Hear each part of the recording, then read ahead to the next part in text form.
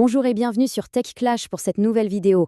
Aujourd'hui, on va parler de l'iPhone 17e à 719 euros contre l'iPhone 16 Pro d'occasion. Le match du budget à 700 euros. Alors, pour nous aider à y voir plus clair, notre expert est avec nous. Bonjour, on est vraiment face à un dilemme, un choix cornélien comme on dit. Est-ce qu'on part sur la sécurité, la tranquillité d'un appareil qui sort de sa boîte, ou est-ce qu'on se laisse tenter par le luxe, la puissance d'un modèle haut de gamme de l'année d'avant, mais en reconditionné? C'est un vrai casse-tête, hein? Oui, bonjour. Et c'est exactement ça. C'est vraiment le grand paradoxe de, disons, début 2026. Pour un budget qui est quasi identique, on se retrouve à hésiter entre le choix de la raison, le tout nouvel iPhone 17, et puis le choix du cœur, de la passion, avec ces bêtes de course que sont les iPhone 16 Pro et 16 Plus qu'on trouve d'occasion. Excellent. Alors, pour bien structurer tout ça, voilà le programme. On va commencer par présenter les contenders, si on peut dire. Ensuite, on va les comparer sur l'écran et le design, puis sur la puissance face au prestige. On abordera bien sûr la question clé du neuf contre le reconditionné. Et on finira avec le verdict. Quel est le vrai champion pour ce budget? Allez, on se lance. Premier round, la présentation des combattants. Experts, qui sont les trois concurrents sur le ring aujourd'hui? Alors, on a un trio intéressant. D'un côté, le tout nouveau l'iPhone 17. Il est neuf, il sort à 719 euros pour la version 256 Go et il embarque la toute nouvelle puce A19. En face, on a deux challengers reconditionnés. D'abord, le très chic iPhone 16 Pro avec son superbe écran ProMotion qu'on trouve autour de 766 euros. Et puis, il y a le géant, l'iPhone 16 Plus et son écran XXL de 6,7 pouces pour seulement 674 euros. Ah oui, quand on voit les prix les uns à côté des autres, c'est fou comme ils sont proches, c'est vraiment ça qui sème le doute. Ok, passons maintenant à un point qui me semble crucial, l'écran et le design. Et là, j'ai une question, j'ai un peu l'impression que le petit nouveau, le 17e, est, comment dire, un peu à la traîne, non? C'est sans doute la différence la plus visible, oui. L'iPhone 17e, il a un écran standard 60 Hz. C'est bien, ça fait le job.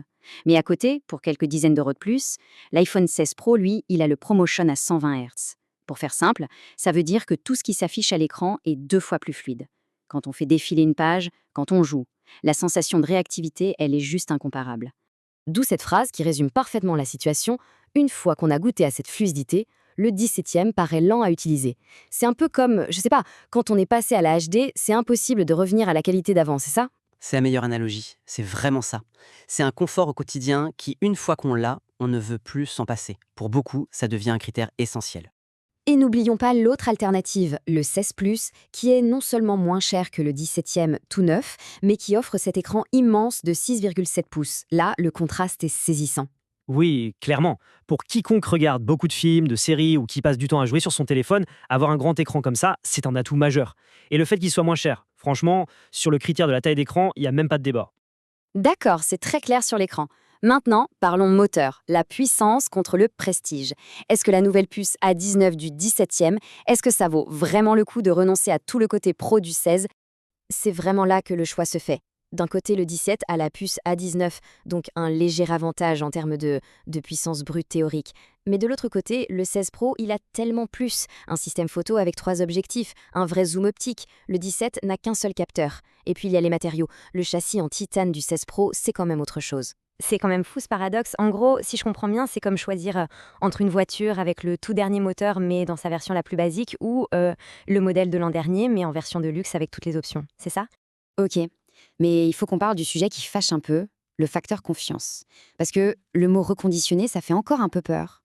Quelles sont les garanties réelles quand on achète d'occasion? Commençons par le plus simple, le neuf. Avec l'iPhone 17e, il n'y a aucune surprise. C'est la tranquillité d'esprit totale. On a une batterie à 100% de sa santé, on a la garantie constructeur Apple complète, 256 Go de stockage dès le modèle de base, et évidemment, le téléphone est impeccable, sans la moindre rayure. C'est vraiment le choix zéro risque. Et pour le reconditionner alors, on joue à la loterie ou pas? Non plus maintenant, à condition de savoir où acheter. Si on prend un programme comme celui d'Amazon, le certifié reconditionné, ce n'est pas du tout la loterie. Déjà, il y a une garantie d'1 an, ce qui est essentiel. Ensuite, un point très important, la batterie. Elle est testée et on nous garantit qu'elle sera à plus de 80% de sa capacité d'origine, ce qui reste excellent. Au final, c'est un risque très calculé, très maîtrisé, qui permet d'accéder à des modèles pro qui seraient sinon totalement hors budget. Bon, on a fait le tour des forces et des faiblesses, c'est l'heure du verdict. Alors, expert, pour nous aider à faire le tri, à qui s'adresse chaque téléphone finalement?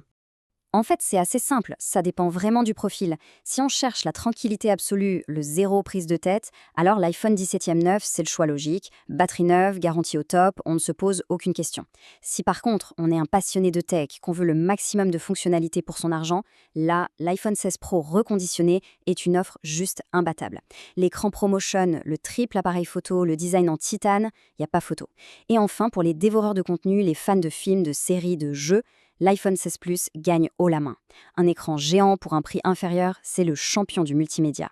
Et je pense que cette phrase résume parfaitement notre discussion. En 2026, être malin, c'est peut-être de regarder ce qui est sorti il y a 6 mois plutôt que de se jeter sur la dernière nouveauté. C'est une belle façon de voir les choses, non ? Totalement. Être un consommateur averti aujourd'hui, c'est justement ça. Comprendre que la meilleure affaire n'est pas forcément celle qui brille le plus. Un grand merci expert pour cet éclairage vraiment limpide. Et pour vous qui nous écoutez, si ce face-à-face vous a aidé, n'hésitez pas à nous le dire avec un pouce vers le haut ou vers le bas si ce n'est pas le cas bien sûr.